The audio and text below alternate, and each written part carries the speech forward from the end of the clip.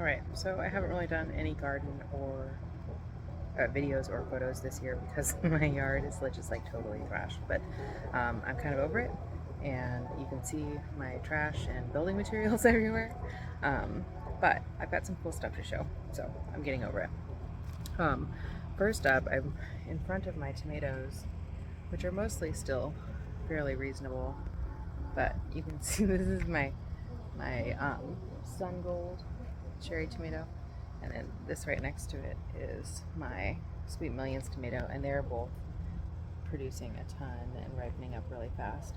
But the goal of using a trellising system like this, where you run it up a single leader, is that I've got extra line right here, so when it reaches the top, so this is now 8 feet tall, I can release line and let it out, and then it'll kind of like bow at the bottom or just like drape, and then I can continue growing up this vertical trellis, which some people say it produces more up a single leader, and I don't know if that's true, but it is certainly easier to pick when I don't have to go like digging for them. So if you had an 8 foot vine that was just like sprawling all over the ground, you really do have to get down on hands and knees. And I did that one year and I refused to do it again.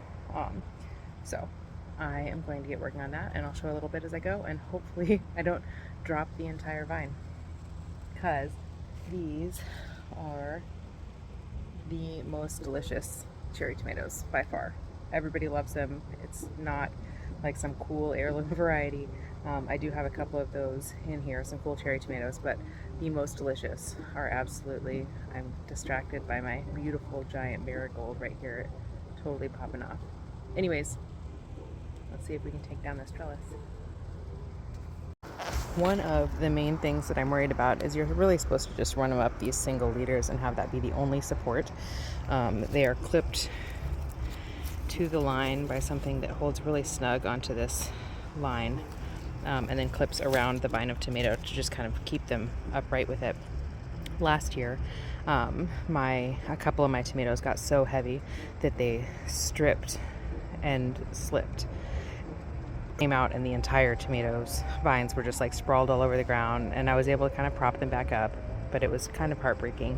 And so this year you can see I've added some kind of horizontal supports to do like kind of like the Florida weave, I think is what it's called, where you kind of go back and forth, so it kind of hugs around them. So you can see this one has one behind it, and then it switches places, and you kind of weave around your vines as you go across the line. But because I need this vine to drop down, it is now going to catch on all these spots. And so my first step is to cut my Florida weave. Hope that my other plants will be okay. Nothing else is really held up by it, but this is really intertwined in it.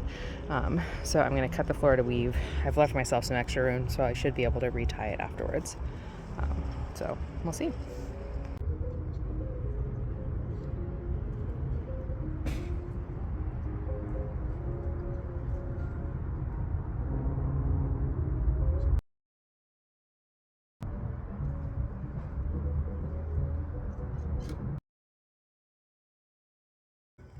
All right, so as you can see, I dropped it down. I don't want to drop it too much because it'll snap, so I need to give it some time to kind of grow to the new bend. But I dropped it down over a foot, and now this vine, you can see, goes way to the inside back here. Get it from this side. So kind of see it, the main vine swings way back here and is out of line with the rest of the tomatoes.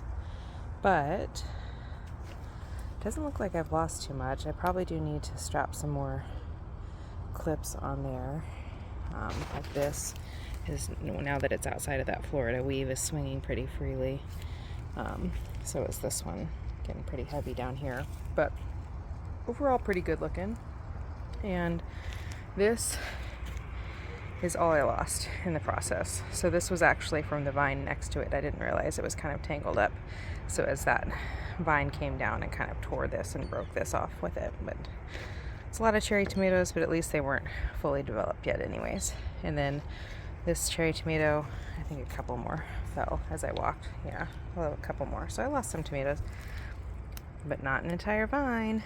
And now the idea is that I will just keep dropping it like that and continue growing it, and I'll have to measure the vine to see how big it is, how long I can get it. There is my giant marigold because it keeps showing up in the background.